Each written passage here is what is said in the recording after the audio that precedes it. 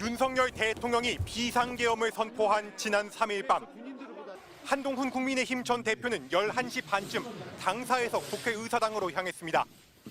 한 전 대표는 이 당시 군 내부 정보에 밝은 한 관계자에게 전화를 받은 사실을 최근 주변 인사들에게 공개했습니다. 복수에 친 한동훈계 인사들에 따르면 한 전 대표는 이 관계자에게서 국회에 절대 가지 말고 피신하라, 체포될 것이고 잡히면 죽을 수 있다, 절대 잡히면 안 된다고 들었다는 겁니다. 다만 한 전 대표는 그대로 국회로 향했고 계엄 해제 요구안 표결이 이루어지는 본회의장에 머물렀습니다. 국민과 함께 자유민주주의를 지키겠습니다. 비상계엄을 반드시 막아내겠습니다. 한 대표는 사흘 뒤 윤 대통령의 탄핵 소추안 첫 표결을 하루 앞두고 윤 대통령이 방첩사령부를 통해 정치인 체포를 명령한 사실을 확인했다고 폭로했습니다. 주요 정치인들 등을 반국가 세력이라는 이유로 고교 후배인 여인형 방첩사령관에게 체포하도록 지시했던 사실. 국가정보원 홍장원 전 1차장도 윤 대통령이 직접 전화해 이번 기회에 싹 잡아들이라고 말했다. 방첩사령관이 한 전 대표를 포함한 체포 대상자 명단을 불러줬다고 국회 정보위에 보고했습니다.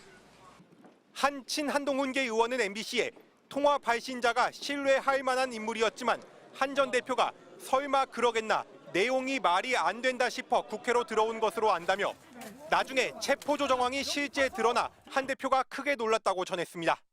또 다른 당 핵심 관계자는 당시 윤 대통령이 계엄 해제 선포를 미루자 한 대표가 혹시 모를 체포 가능성에 대비해 본청 안에 계속 머무른 것으로 안다고 전했습니다.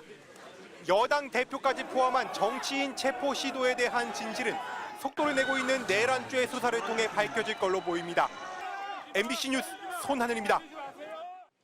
여인형 전 방첩사령관이 검찰 조사에서 비상계엄 당시 체포 명단은 김용현 전 국방장관한테 받았다고 진술한 걸로 알려졌습니다. 그런데 이 명단의 인물들을 놓고 윤석열 대통령이 평소 사석에서 문제가 있다고 언급했던 사람들이란 취지로 진술한 걸로 전해졌습니다. 윤 대통령이 체포 명단 작성에 관여한 정황이 짙어진 겁니다. 앞서 국회에 나온 홍장원 전 국정원 1차장은 여 전 사령관이 계엄 당일 위치 추적을 요청한 인사들 이름을 밝혔습니다. 그 체포 대상자 명단, 홍 차장이 기억하는 순서입니다. 이재명, 우원식, 한동훈, 김민석, 박찬대, 정청래, 조국. 우원식 국회의장과 이재명 민주당 대표, 한동훈 국민의힘 전 대표, 김명수 전 대법원장 등 모두 14명이 체포 대상입니다. 여 전 사령관은 또 작년 말부터 윤 대통령이 계엄을 시사하는 말을 하는 걸 들었다고 검찰에 진술한 걸로도 알려졌습니다.